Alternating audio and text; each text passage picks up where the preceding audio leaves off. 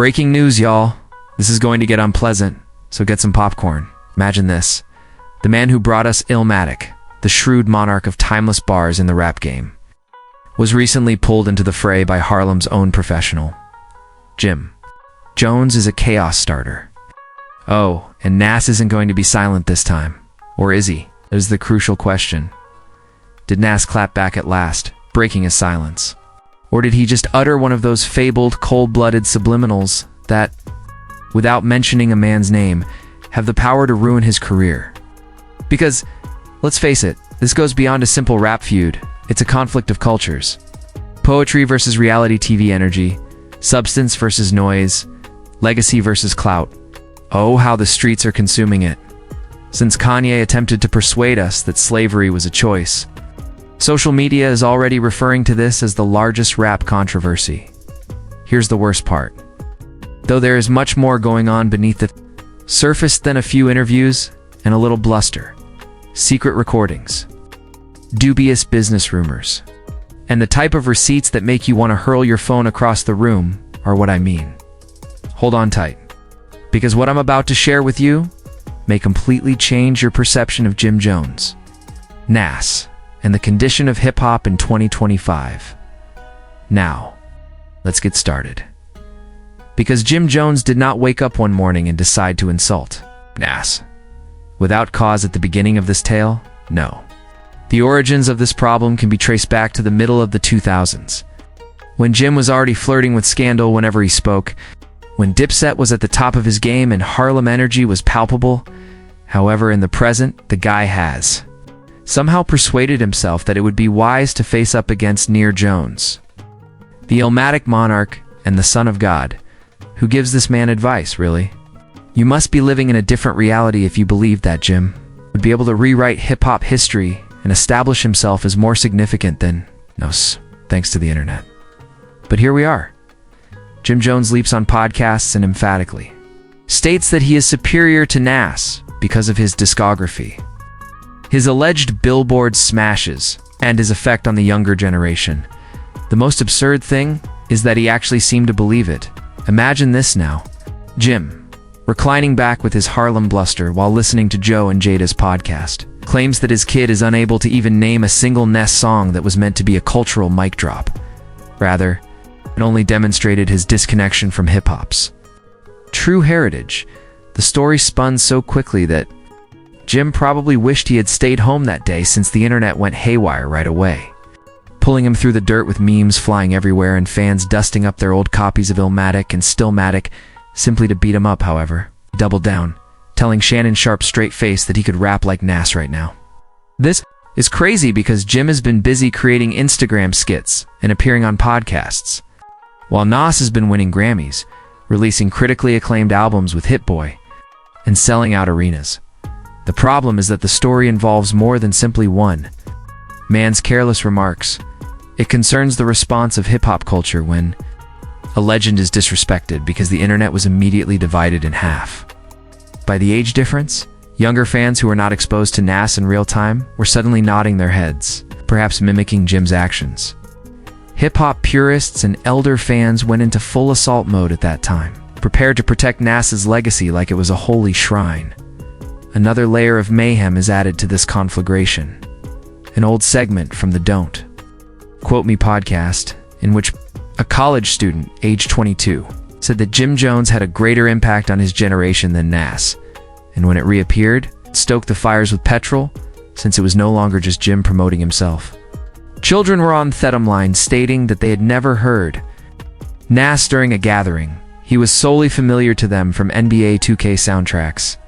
Additionally, they would prefer to drink pop champagne than have me as their ruler, the spark that rekindled. The entire legacy versus clout controversy was right there, one that has been brewing beneath the surface ever since. Jay-Z and Nas were together, because Jim was already in the spotlight at the time, riding with Dipset and Rockefeller, calling Nas washed, and claiming that he had lost his pizzazz, and Nas never really answered. In typical Nas manner, he simply dismissed it with his easygoing manner, as if his silence spoke more than 1,000 insults. And who exactly is Jim Jones? and that is how the two vary from one another. Nas relies on raising the discourse and allowing the music to speak, whereas Jim thrives on noise, turmoil, and attention. However, Jim's attempt to bring Nas down into the muck once more is the current scandal. However, since we live in a time of viral videos, algorithm-driven indignation, and historical arguments that go popular on TikTok in under 30 seconds, stakes are different this time. Therefore, there was more than simply debate among Harlem barbershops when Jim made his audacious statements. He was being watched, screenshotted, and cooked in real time by the whole internet. The rumors circulating behind the scenes only heighten the scandal, because Jim has reportedly been feeling sour for years, according to some unnamed industry. Rumors, the flowers that dipset believed they deserved, were never given to them. He finds it upsetting that Nas is still regarded like a king or a queen. Therefore, he uses igniting controversy as a means of bringing up the subject.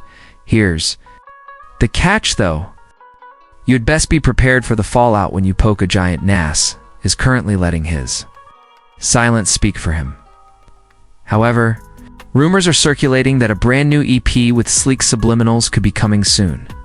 Jim will be known as the guy who unintentionally awakened a sleeping legend if that occurs, which raises the question of whether this was all part of a larger scheme to gain influence, or whether Jim was just letting his tongue run wild and being caught in the middle of the storm. In any case, the issue has gone far beyond his wildest expectations. The way the so-called receipts began to pour in is what makes the story even more ludicrous, because when Jim made those audacious assertions, the internet did what it usually does. It started searching, locating old videos, retrieving statistics, and fabricating an investigative frenzy that seemed more significant than a presidential scandal.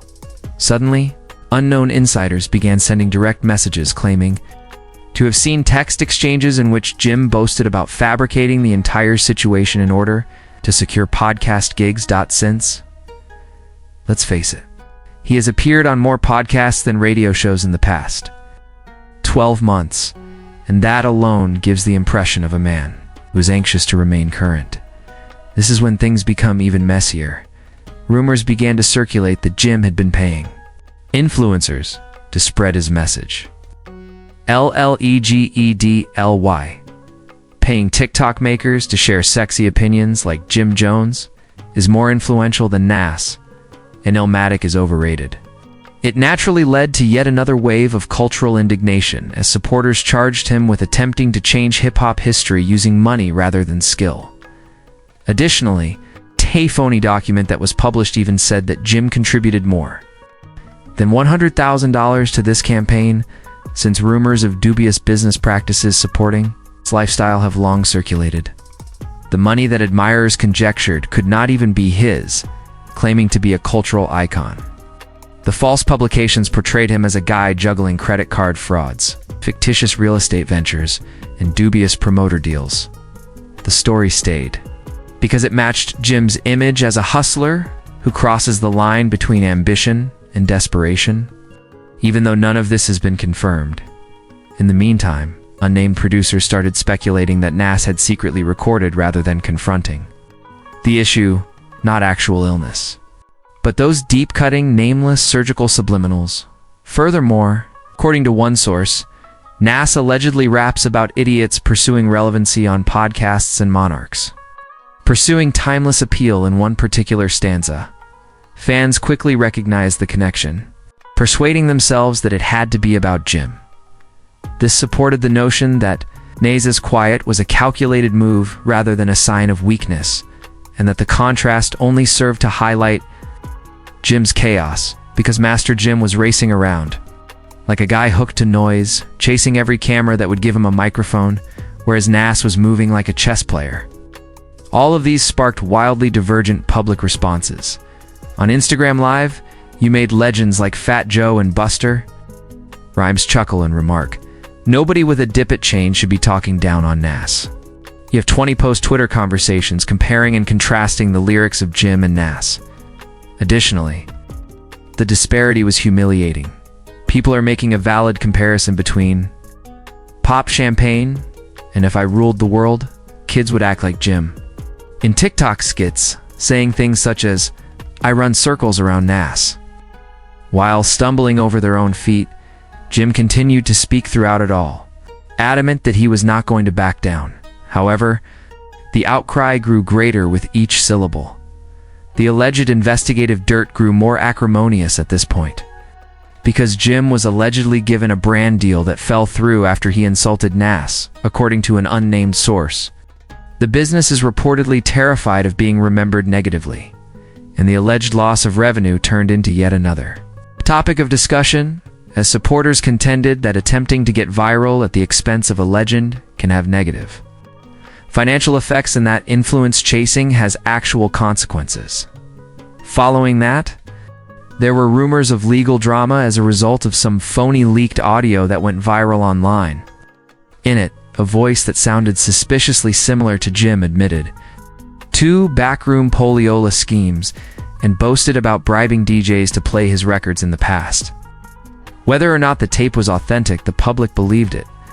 Jim's attacks on Nas appeared even weaker as a result of the perception that he built his so-called catalog on pay-for-play rather than genuine influence.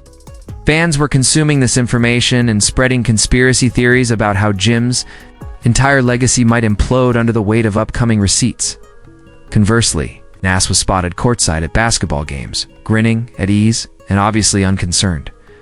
As though to convey the message, "I don't need to defend my position. I am the culture already." And the scandal was nicely encapsulated in that split-screen scene. In interviews, Jim perspired while defending himself, whereas Nas remained untouchable, got afloat above the cacophony. And the question that pervaded everything was how far Jim would push it, because he would always make another absurd assertion. Just when it appeared like everything was falling into place, he runs circles around Nas. According to One Week, the next asserts that Nas has little effect on young people and goes one step further by asserting that Dipset influenced fashion more than Nas ever did. It made him a walking meme by giving followers more reason to make fun of him with side-by-side pictures. The controversy grew into something more significant than music: respect, history, and the peril of attempting to erase legacies for clicks were the main topics, and the anticipation only increased as the false receipts and rumors mounted. Everyone is waiting for Nas to say something at last, whether it be a verse, a bar, mysterious Instagram post, or something else entirely. However, he chose to let the internet take up his cause, and that decision simply increased the level of expectation, because the public pays even more attention when legends opt to remain silent, wondering when finally the storm will break. As the controversy grew, it became evident that this was a full-scale cultural show that people could not ignore, rather than merely a back and forth between 2 rappers, and like gasoline to a fire that would not go out. More layers of confusion were poured every day, because bloggers started claiming that record companies were secretly keeping an eye on the issue, because they were concerned that the dispute may affect their own musicians' marketing activities. There were rumors that CEOs were telling their up-and-coming artists not to overtly support one side out of concern that it would alienate whole hip-hop communities. Some, however, were still unable to resist. A few up-and-coming rappers hopped on the internet to co-sign. According to Jim's story, Nas is outdated and does not connect with this generation. However, the retaliation was swift and severe. Fans poured long expositions on Illmatic and Clown emojis into their comment sections. The circus became even louder when several of the same rappers quickly began to backtrack with pathetic excuses, claiming they had been misquoted or taken out of context. Meanwhile, further false allegations regarding Jim's personal financial difficulties began to circulate. According to one purported bank statement that went viral, his accounts were being monitored for unusual behavior connected to phantom gigs and promoter frauds. Furthermore, the time frame was sufficient to persuade the people that karma was approaching quickly. Even though no one could confirm whether the documents were authentic, Jim Jones's reputation as a hustler vying for influence started to take shape in the public consciousness. On the other hand, Nas appeared invincible. He continued to dress sharply, attend professional gatherings, and move with grace, as if the controversy had never even crossed his mind. And that contrast turned into a plot point all by itself.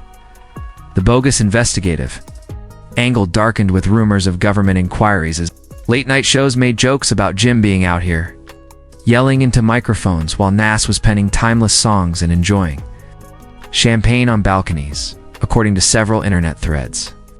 State tax officials were supposedly investigating Jim's business dealings because they were interested in any differences between his stated income and his ostentatious lifestyle.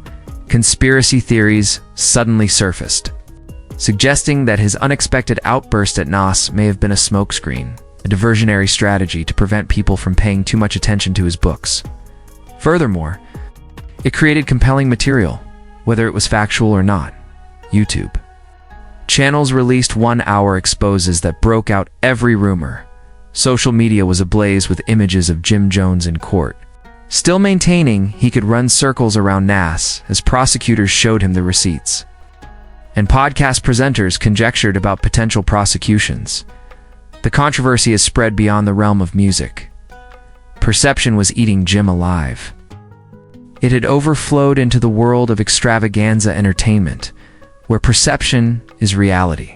Fans started spreading the rumored story that Nas was working on the ultimate silent checkmate, an EP called Legacy Talk that would allegedly contain bars meant to dismantle clout chasers without ever naming them. According to insiders, there were brief excerpts in which Nas discussed the mentality that conflates loudness with grandeur and cautioned aspiring rappers against falling for the trap of insulting pioneers. Fans were further persuaded that Jim had poked a giant by the prospect of that undertaking, because the internet would blow up and the argument would end right away if Nas did choose to release even a single lyric directed at him. Nevertheless, the quiet persisted, becoming louder than any insult song. And Jim became more determined. As a result of that silence, agreeing to interviews in which he reiterated the same points like a broken record, fans noted that each time they sounded more desperate than assured. The memes changed from making fun of him to showing sympathy for him, depicting him as a guy stuck in his own act who couldn't give up, since doing so would mean deleting months of raucous discourse. In order to prove that his period created patterns that Nas could never match, he doubled and tripled down, bringing up Dipset history, New York street culture, and even fashion history. However, none of it had the desired effect. Rather, it merely served to expose the fallacy of his claims, because Jim was relying on podcast sound clips and controversial style moments. And the public was not believing it. But Nas had decades of lyrical genius, cultural influence, and accolades. The backlash was inevitable by this point, with sponsors discreetly pulling away, peers in the business responding with civility but coldness, the public overwhelmingly supporting Nas as the icon who refused to wrestle in the dirt. And this showed that there were more than two painters. It exposed a generational divide. The desire of some to discredit icons in order to remain current, and a lesson that true legacy cannot be undone by shortcuts. The question now was not whether Nas would reply, but rather how long Jim could continue to appear as though the criticism was not breaking him, how long he could continue to make noise before stillness finally got to him. And that was the current situation.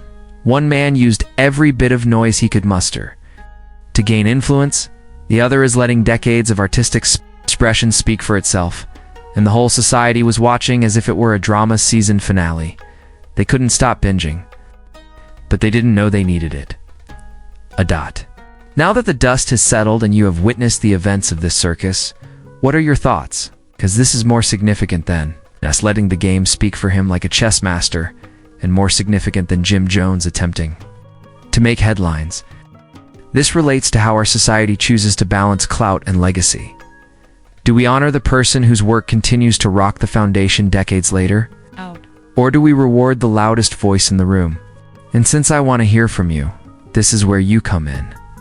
Would you drop the hammer with a vicious diss track that puts an end to the argument forever?